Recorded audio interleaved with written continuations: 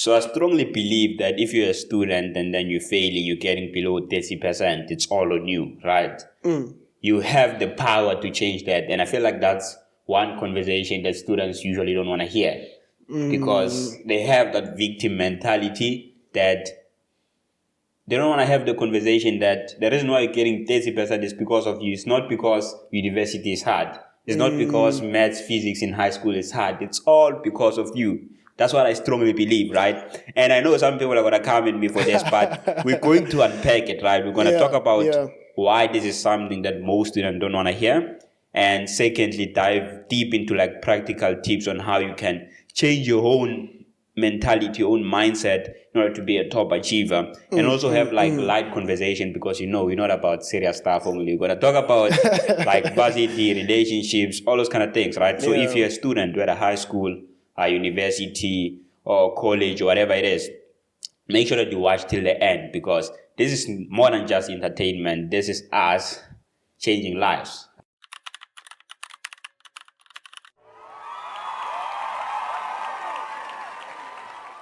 right. 100%. How are you today, boy?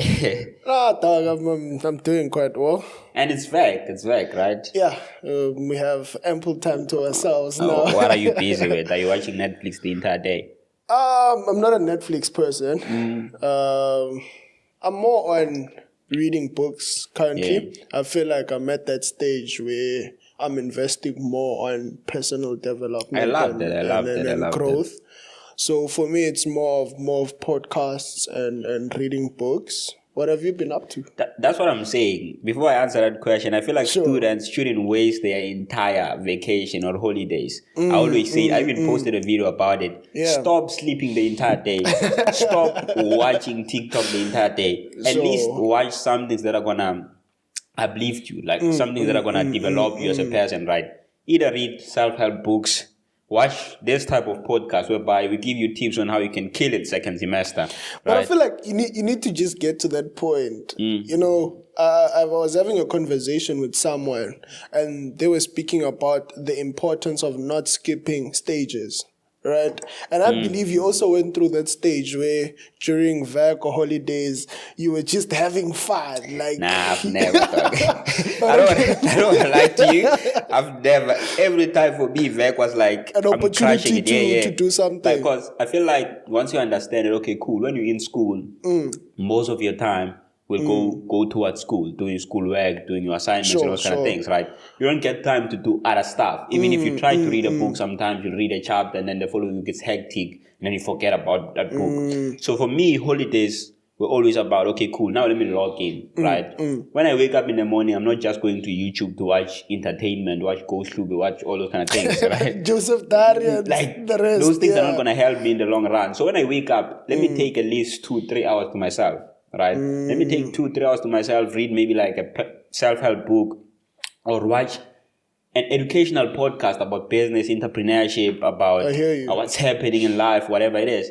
Because you have so much time that if you waste it just scrolling on TikTok the entire day, you sleep. It's like you didn't exist for that time. You didn't grow, you didn't develop as a person. So I strongly believe that as students, so if you're a student and you don't know what to do this vac, make sure that you check some of my previous videos, somewhere where I speak about some of the things that you can do not to waste your life during this vac period, right? Yeah, so I was saying, with me, it was a thing that most of the times during vac, because I was tired of school, and I feel like a lot of students could also relate to this. So let's say you have a hectic semester. Yeah. You want to use that time like away from everything, basically just relaxing and stuff like that. But like you say, you get to a realization that, I think we also mentioned this at the previous episode, that it's not only about the degree or the academic part of life. There are a whole lot of things. So I just reached to a point that besides a degree, what will I offer on the table? And that's when I took the opportunity, like, let me explore other things. And that's where I'm at right now in my life. That instead of me relaxing, being on TikTok, Instagram, let me find other things. Let me learn about business. Let me learn about strategic ways to be productive and all those things. Yeah, and I don't think that's a stage. Like, cause I'm against this thing that you must go past that stage whereby you playing and stuff like that. Because think about it right now, we have kids who are 16 years, they're millionaires. 20 years, they're millionaires, right?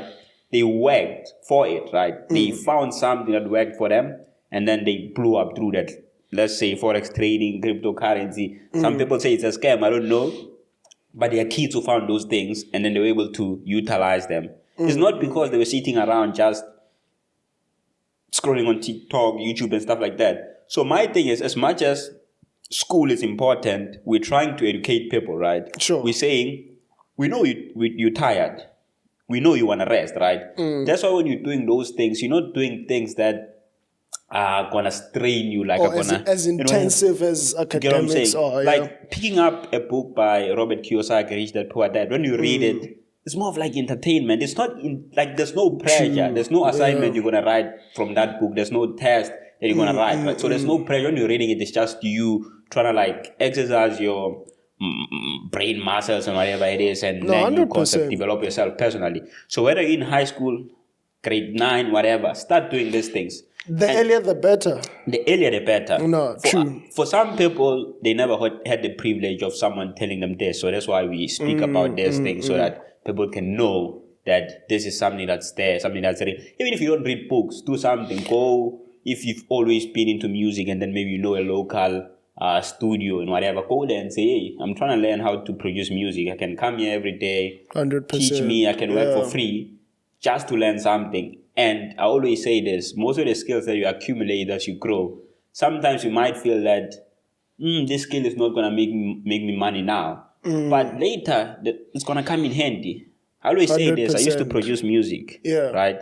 Now we're doing podcasting. This thing of setting up the sound, mastering the sound, video editing and whatever. Those are the skills I accumulated back then when I used to do music. Now it's like I'm just adding on to them. True. And I'm not saying... You don't have to pay anyone to do sound. You get what I'm saying? Yeah. But we have to get people. If you're willing to volunteer, drop a comment, because it's a lot of work. And I'm not saying we're making money from this podcast. We're not making any money. So if you're coming here, you're coming to volunteer because you see the vision, you see where we're going. You're trying to educate, inspire, and make sure that we change people's life out there. And there's also one thing I want us to talk about, right? Sure.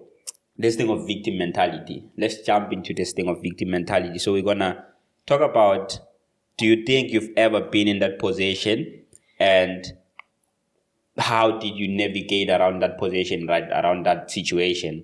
So before we jump into it, I just want to make an important point, because I always say this. Okay. Most of the times, some students are moving through their academic journey, right, like they trust fund babies. It's like there's a trust fund waiting for them when they turn 21, right?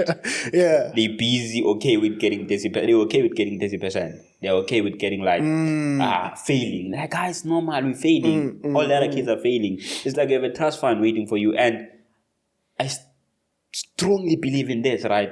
When people say education is the key to success, it depends how you define success. True. But I'm saying if you're from the low income end, the low income bracket, from the hood, you're from the rural areas, education is your only key to get out of that position. And then once you're out, that's when you can start branching out into other things. It's hard to be an entrepreneur in the hood. It's hard to be an entrepreneur in the rural areas. Let's not lie to each other, right? So I want us to inspire these students, right? Let's inspire the students so that they can get out of that victim mentality. Let's talk about victim mentality. So you asked a very, very good question. Have I ever succumbed to victim mentality? Yeah. I'd say yes. And I'd put it like that because whenever you're exposed to different people with different talents, you get to question yourself. For example, maybe that's for specific type of people. For example, if you're scoring high marks at a class or a specific test, I'd be like, Blessing is just smart. I'm not as gifted as Blessing.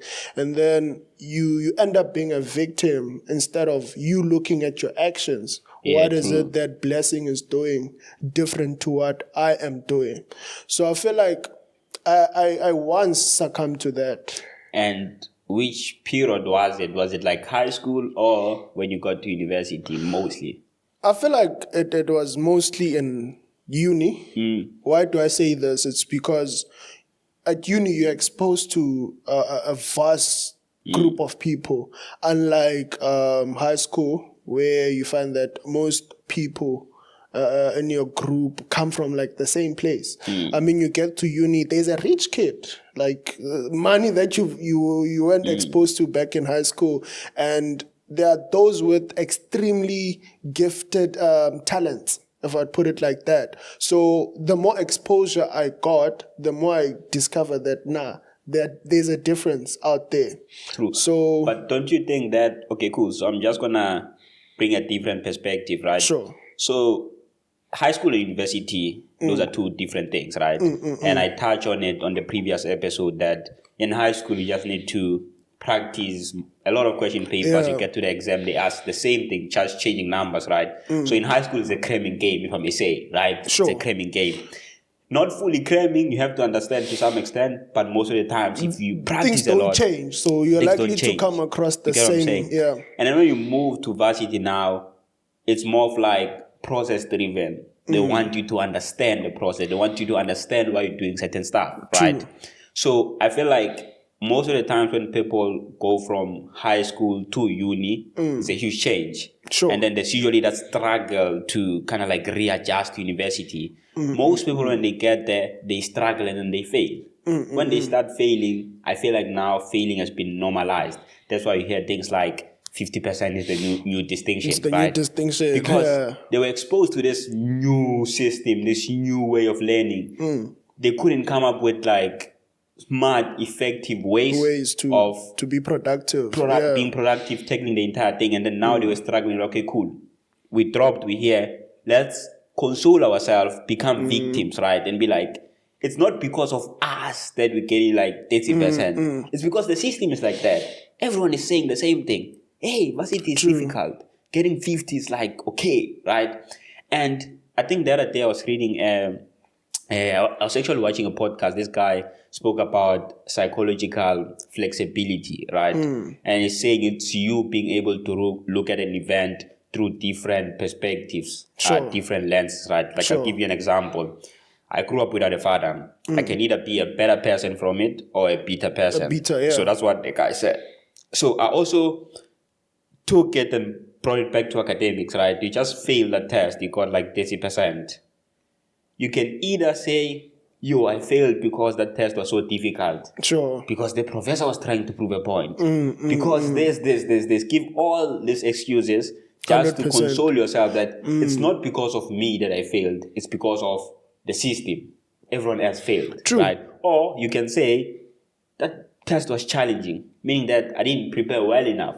100%. Right? On the coming test, I'm going to make sure that I prepare well enough for that same level, right? And then on the coming test, what do? You ask yourself, what can I do to prepare better? You start doing those difficult tutorials. You start doing those difficult past papers. So I think it's a matter of us shifting that victim mentality. So that's why I'm saying in uni, I feel like the most difficult thing is you separating yourself from this victim mentality, from this being average, being normalized in a way, if I may say, right?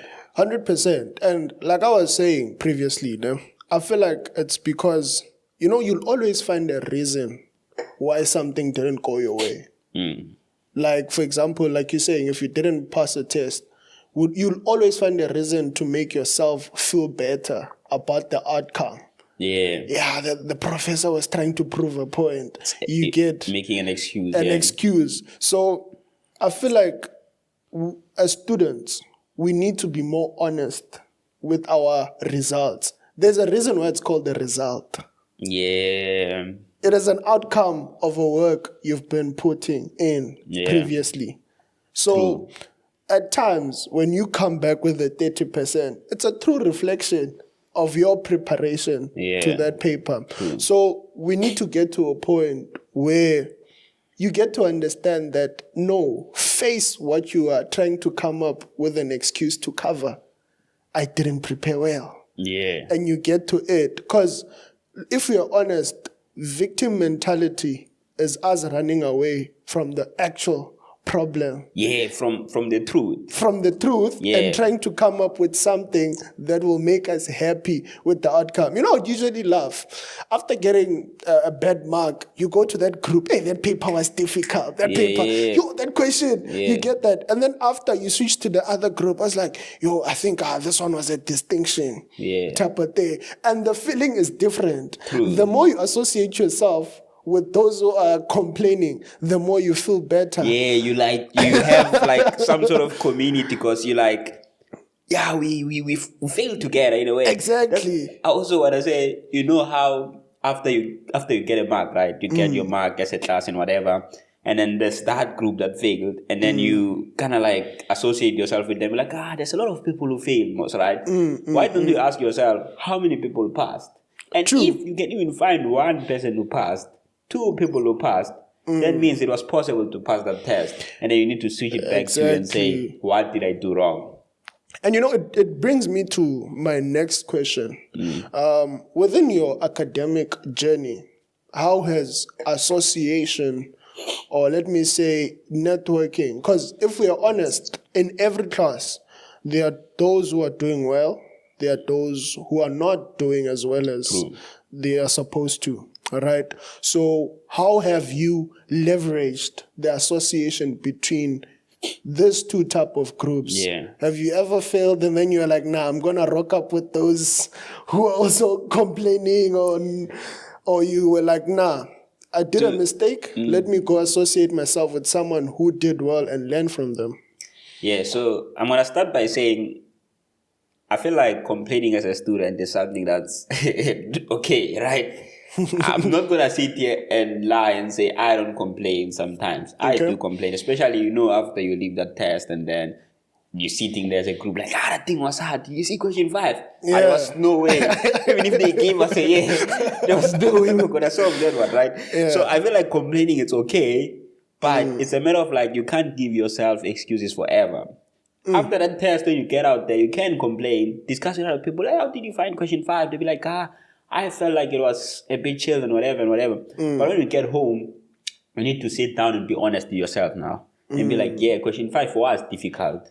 But where did I go wrong, right? Because as much as it was difficult, there's something that you did wrong, something that you missed that you can improve on. You can go work on so that you can be a better person, right? So complaining is okay, but don't complain forever. Complain for 1 hour, 2 hours, and then go back to, I failed because of me, so how can I change that, right? 100%. And one thing I also want to mention is, I'll get to the association part. We're not saying, you can be prepared for a test 100% so that there's 0% of failing, like 0%. Everything you do in life, there's like some chance of failure or whatever it is, right?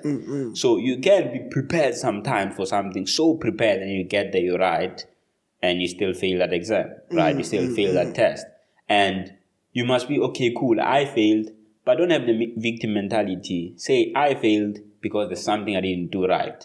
So let me go and try to fix that. Rectify mistakes. Association is very important. Association is very important. There's this framework that I usually preach a lot, right? I heard it from different thought leaders, different motivational speakers, and whatever it is, right? And then they always say, your beliefs drive your thoughts, and your thoughts drive your feelings, and your feelings drive your actions, right? But what most people try to do whenever they want to achieve something is they focus mostly on the bottom part, right? They focus on the actions and the thing, the results. So actions and results, right? Because I said that your beliefs, they drive your thoughts, your thoughts drive your feelings, and your feelings drive your actions. And then from the action, you get the results. So most of the times, people focus on the actions and results. They be like, there's that top performing learner. What is he doing to get those top marks. So he's studying 5 hours a day, right? Okay. He's using the Pomodoro technique. He's using the Reframe technique, whatever, all the study techniques, right? And be like, okay, cool, I'm going to start doing that as well. And then they start doing that as well. But they're not being productive. They're still getting the same marks and be like, maybe it's because I'm just not gifted, that guy's gifted, right? And they don't understand that if you try to change the actions, but it's not aligned with your beliefs, With the belief, the thoughts. your beliefs, your thoughts, your feelings, and then your beliefs, nothing will be okay, right? There must be an alignment first. Okay. Before you can get those results, before you can do certain actions, you must believe that you can, right? Starts with belief. It starts with belief, right? Okay. So how do you change? So the main thing here to focus on is the belief. How do you change the belief? And after changing your beliefs, then your feelings will change, your thoughts will change, your actions will change, and then your results will change, right? So association is one powerful tool you can use to change your beliefs, right? You know the saying, they say you become who you spend your most time with, right? Show me your friends, I'll tell you who you are, or whatever it is, right? So once you start hanging around a certain group, you adopt their beliefs, right? You become like them, you become one with them, right? So if you want to change your beliefs, start associating yourself with those learners who are top performing learners. Because you realize even how they speak about their academics, how they speak about certain subjects, they speak about them in like a positive light. It's different. You get The energy is different. The energy is different. Sure. They got this problem in maths. They're like, yo, I'm eager to solve it. They're not saying, this is difficult. Even the teacher, this one won't be able to solve it. They're like, hey, how can I solve this thing? Then they see it as a challenge, right? So once you start hanging around them, you adopt that excitement when it comes to academics, right? That motivation, that drive, that belief that it's possible to do this thing. It's possible to get 80%. It's possible to get 90%. If they didn't get 80%, it's like, shit, why didn't I get 80%, right? So once you start hanging around them, you adopt those beliefs. And once you adopt those beliefs, it's a matter of you can drive your thoughts. Once you believe that it's possible to get 80%, your thoughts are going to be around, it's possible to get 80%, right? Now, how can I get 80%? Even your feelings, because you have that excitement towards academics, you have that eagerness, and then your actions will change. The actions will change. Even when you're opening a book, it's no longer about, I have to study. It's like, because you believe that you can get 80% when you're opening a book, you know that you're doing something that's going to give you results. Something that's going to come with excitement at the end. And then you'll be able to study for 8 hours. You'll be able to study for 10 hours. You'll be able to study for however long. And then your results will skyrocket. I feel like that's a very, very crucial point. If you believe it, you can do it. You can. No, that's who says they can and who says they can't, they both right. Is that a Bible verse? I'm not sure. I think it's a code. It's a code. It's a code. Yeah, it's a code. I think it's a code. Yeah. So who says they can and the one who says they can't, they both right. Yeah. Now that's very profound. Yeah, that's a powerful thing because most of the times people don't understand that changing your beliefs is the most important thing. And let me tell you something. You see, let's not act like we trust fund babies and stuff. Like if you are a trust fund baby, you still have to build your own legacy at the end of the day. How would you feel dying today knowing that all the money that I'm eating is because of someone's hard work, someone's hard labor, right?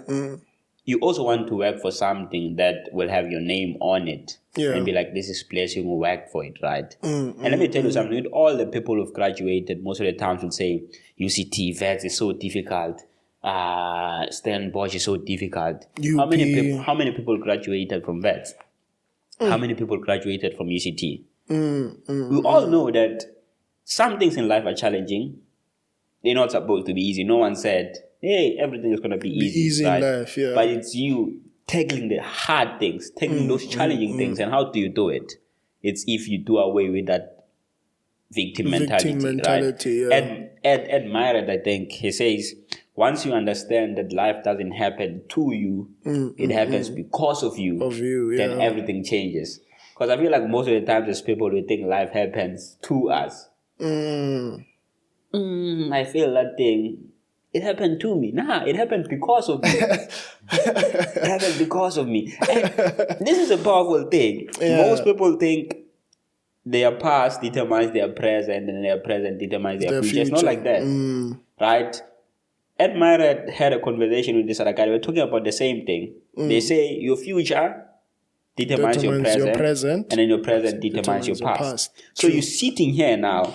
You are the one who can look at the past and look at the future as well, right? So when you're in the present, you can determine how you interpret the past. True. I feel that test because there's something I missed. There's something that I didn't do well. That's you knowing that life happens because of you. And then after you're like, okay, now I'm here. What can I do now to achieve a certain result that I want to achieve in the future? I want to get 90% in the future. Yeah. Bring it back. What can I do now to achieve that thing? To achieve that. 100%. You know, you remind me of my accounting lecturer who once said that, I think we just got our results. And I was like, don't be fooled by those around you who might be failing like you. There are other people who are passing and doing exceptionally well. Association is very important. Association is very important because when you are around that small community, maybe let's say you have like 5 friends, you guys all failed. And then now you say, everyone failed. Who's everyone? There's 100 people in the class. 5 people is everyone. Nah. You get what I'm saying? So you must try to speak to people. Right? Speak to those kids who are always sitting in front. I'm not saying they're always passing, but speak to those kids sitting in front. Because you get geniuses who sit at the back. I don't know who came up with this idea that if you're a genius, you sit in front. But yeah, like, speak to different people. Understand how you're doing in the subject. Because sometimes, like I said, that it's not like if you prepared, you're always gonna succeed in something, right? I can be good in, I can be doing like 7 courses and I'm good 5. There's 2 that's showing me flames. I'm not good in ethics. I'm not good in law, right? I can speak to other people and find someone who's like good in law and be like, hey, how do you study this thing? If it's possible, can you please share your notes with me so that I can, you know what I'm saying? 100%. It's you having those associations that can help you where you come short. You know, and it brings me to my next question. And I've heard other people saying that, you know what, I'm not a person who likes socializing. I'm not a person that could just easily approach someone. Yeah. So if there's that person who's asking themselves out there, how do I build these associations? How do I get to meet up with other people? What would be your advice to that kid asking? I feel like that's an interesting question, right? Because I'm also one of those people, right? Most of the times when I tell people that I'm an introvert, they're like, that's impossible. You, an introvert. I'm like, I am an introvert, and I feel like I hate being in social spaces, especially if it's too crowded, because I don't know what to say to people. I don't know how to move and all those kind of things, right? But there's a friend of mine, I once asked her, I'm like, how are you so confident? You're so confident you can walk up to anyone and just speak to them. How do you do that? And it was like, you fake it until you make it. Right? Yeah. It's like, let me tell you, when he said this, it's like, let me tell you something. Fake confidence and real confidence, you can never tell them apart. Right? If you're faking it, no one can say, this one is faking their confidence. Everyone out here has some sort of social anxiety. Everyone out here, they have some sort of fears, right? True. And if you just go out there, put yourself out there, no one will say, you're faking your confidence. They won't say that. They don't know you. Right? So I feel like it's all about putting yourself out there. Speak to people. People don't bite. I always try to think of it this way, right? I'm approaching this person, I'm speaking to this person, and let's say years down the line, right? Maybe when I'm 100 and something years, when I die, I wanted to say 10 years from now. I'm not gonna die that early. Yeah. God, please protect me. But so when I die down the line, right? Those people won't remember me. And most of the times, let me say, even like let's say in school, right, varsity and whatever it is, I go up to campus, right? I meet my classmates. I only spend like 80% of my time with those people. After that, they forget about me. They go on with their life. They go to their races, maybe their homes and whatever, and start doing their own things. So for me, it's always like, what can they say or do that will harm my life? There's nothing, right? There are people who went through far more embarrassing things. So me coming up to you and speaking to you, like, it doesn't matter. So I'd say one thing is put yourself out there, right? Speak to people, right? Speak to people. And sometimes you're going to get some weird energies. You're going to get some weird reactions. And there's this powerful framework that thought leaders usually preach about. They call it reframing every event. It's the same way of the same thing as psychological flexibility, right? Seeing events through different perspectives. I can walk up to you right now, I don't know you, and try to strike a conversation with you. Hey, how are you? And then you give me like some weird energy. I have two options. Me sitting here, I can either interpret it as, hey, I'm not good enough.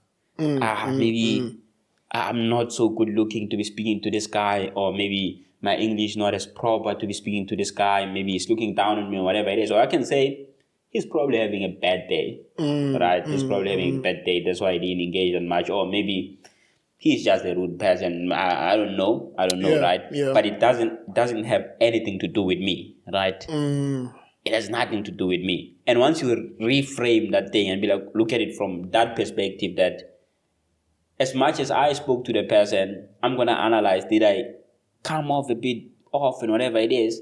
And if there's nothing I did wrong, I'll just say, okay, cool. It is what it is, right? Next time I'll try to speak to someone else. Maybe I'll try to approach them a bit different. I'll try to do those kind of things. So for me, it's like, just put yourself out there and make sure that, especially if you come into new spaces like university, make sure that you start making friends as early as possible, right? Yeah. Because I see most of the time people will come from high school and then they come in with a friend from their high school, and then now they always want to be buddies and stuff like that. And you never know. I always say friendship is like a relationship.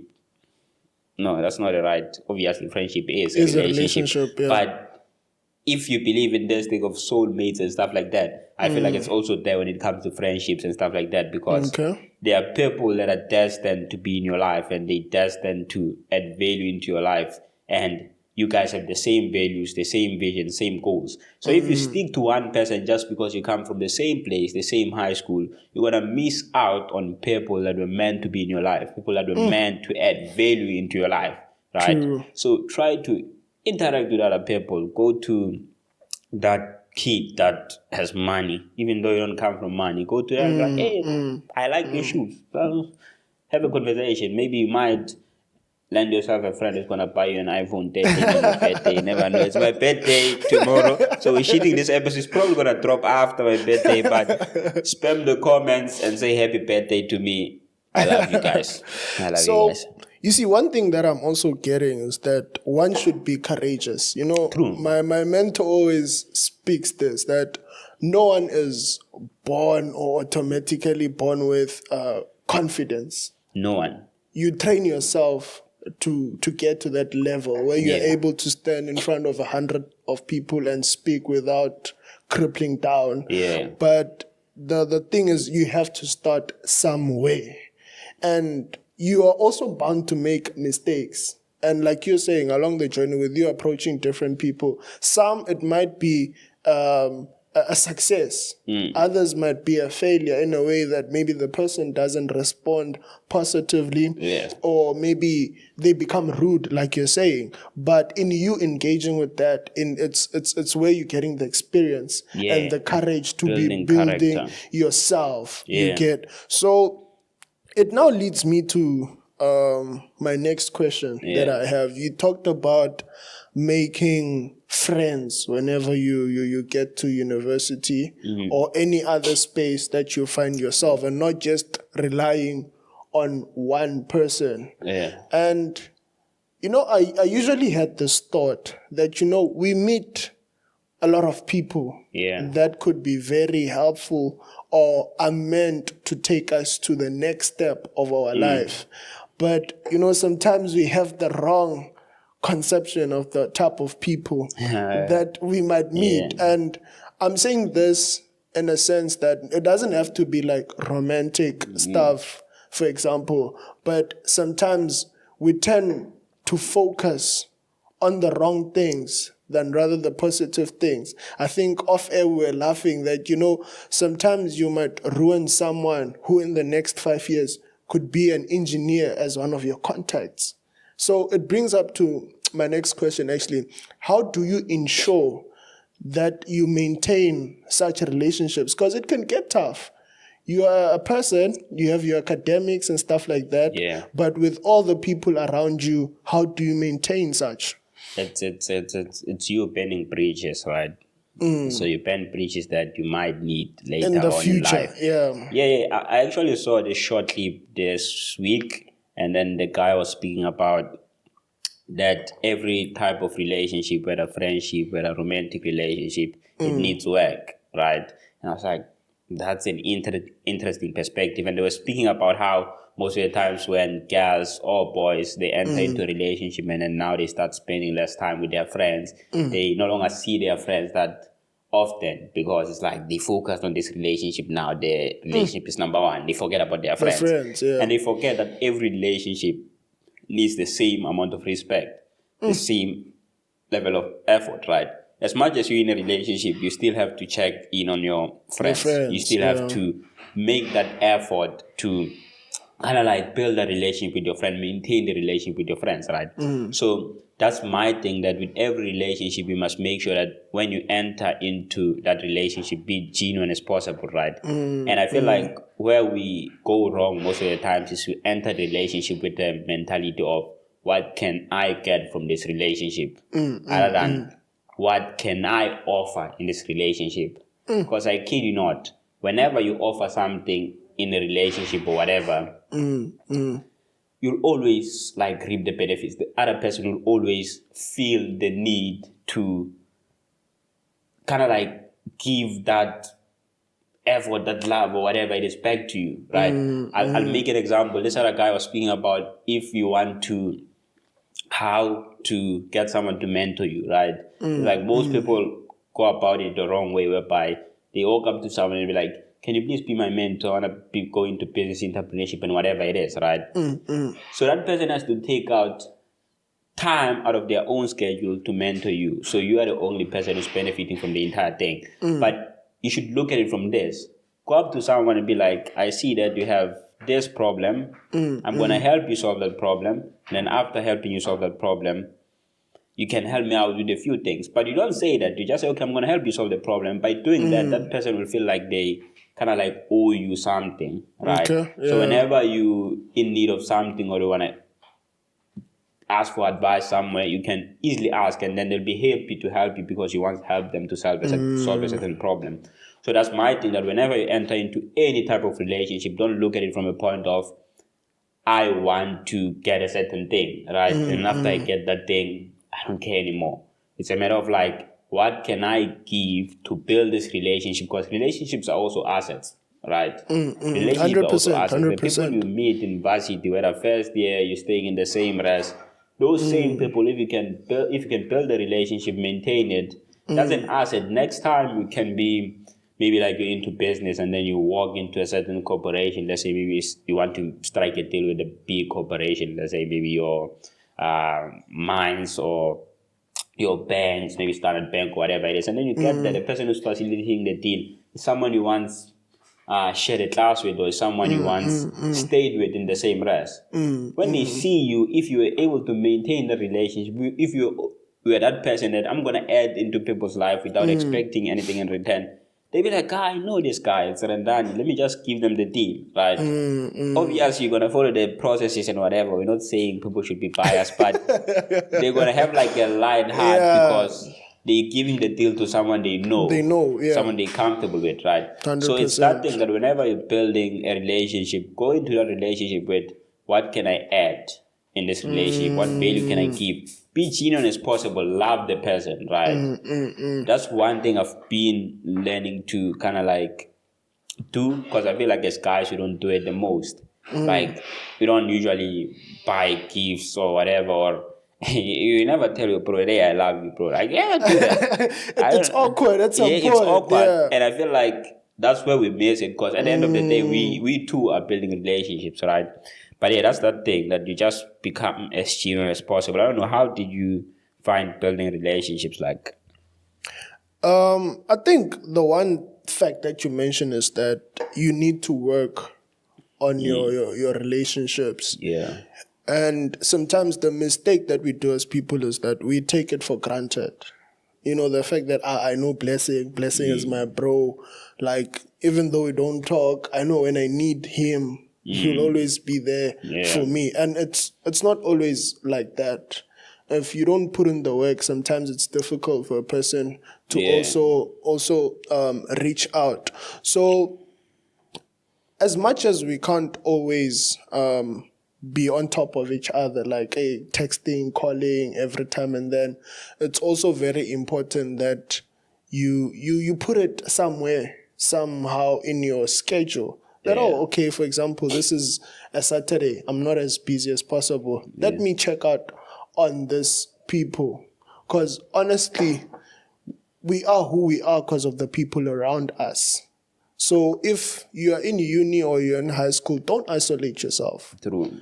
The people around you, you will need them either now or later. So like you're saying, I totally agree with you. Like, put in the work. As much as academics is taking most of our time, also set out as a day maybe in the week, because I'd usually do that. You find that I'm working Monday to Friday fully on academics, right? But a weekend, I'll take it out. Let's say a Saturday, I take it out, hook up with my friends and stuff like that. And if it's different type of friends, have a different Saturday with different type of people. I mean, it looks like a tough thing to do. Like, it looks like a lot of admin. But at the end of the day, the moment I go out, I have a vast group of people who I could reach out to. You get? And like you said, don't close yourself to one type of people or group of people. Just because I'm doing accounting, it doesn't mean I have to be having friends only in the field of accounting. Go out, explore at engineering, your humanities faculty, law, and all those things. It helps you be like a broad person. It also helps that in anything that you do, you know that you have other people out there. True. And now I'm thinking about, because you also asked the question of when we're off air, that if there was one thing I'd go back and change in my undergrad journey. I feel like that's also one of the things. Like, you just mentioned a very important point, that if you're studying accounting, don't only box yourself to having friends who are only in accounting, right? Yeah. Because you never know what might happen in future.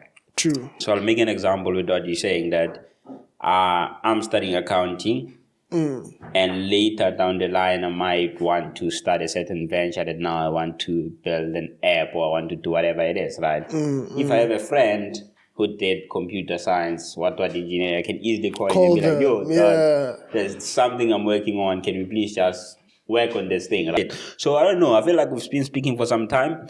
I'm probably going to close it now. We don't know how it's going, because we're doing the camera, we're doing the audio, we're doing the sound. I told you guys, drop a comment if you want to help out. And we'll see you next time. And one thing I also want to mention is I dropped a video the other day speaking about how students can prepare for exams, right? Yeah. And I was like, one thing is throwing up a study timetable as early as possible, right? And I was like, if you guys don't know how to throw a study timetable, drop a comment below, and I'll drop a video on how to do that. So I've been getting a lot of comments. And one thing I can say is, by the time this video drops, if you go to the description of this video, you'll see a link. What am I saying?